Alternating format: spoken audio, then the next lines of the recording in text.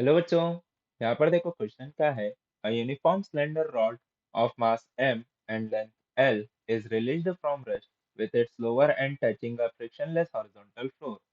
At the initial moment, the rod is inclined at an angle theta equal to 30 degree with the vertical.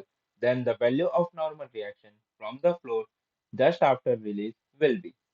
तो देखो बच्चों, ऐसा कुछ case है, ऐसा फ्रिक्शनलेस फ्लोर है, ठीक है। यहाँ पर से मैंने एक रॉड को at an angle theta 30 degree पे हमने छोड़ा, ठीक है। तो ये रॉड क्या करेगी बच्चों, सर्कुलर मोशन करेगी about instantaneous axis of rotation. तो लेट से ये हो जाएगा सी, ये हो जाएगा पी, ठीक है। तो यहाँ पर से देखो एम जी लग रहा होगा डाउनवर्ड, और एक लग जाएगा बच्चों इस पे normal in the upward direction. अब ये वाली लेंथ कितनी हो जाएगी बच्चों, L/2। तो ये वाली पीसी अगर मैं देखता हूँ बच्चों, तो ये कितना हो जाएगा, L/2 sin 30। ओके। तो यहाँ से देखो बच्चों पीसी कितना आ गया मेरे पास, L/4। अब हम क्या निकाल लेते हैं, moment of inertia about P. तो वो हो जाएगा बच्चों ml²/12 प्लस ml² ml/4 का होल स्क्वायर, ठीक है, पैरेलल एक्सिस थ्योरम का यूज करके। सो आईपी इक्वल टू कितना आ गया मेरे पास, ml²/12 प्लस ml²/16। तो यहाँ से आईपी की वैल्यू कितनी आ रही है बच्चों, 28 ml² upon 16 into 12।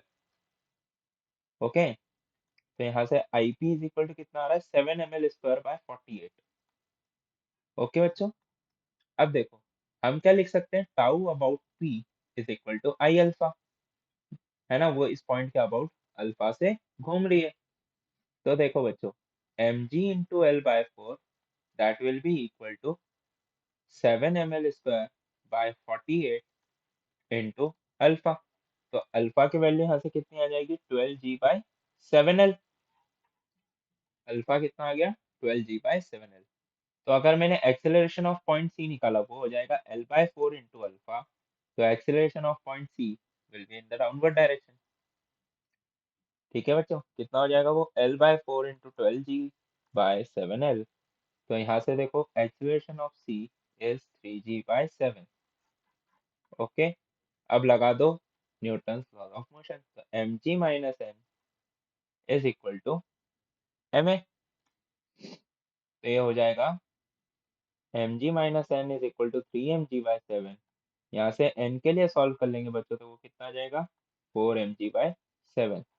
So option A will be the correct choice. Thank you.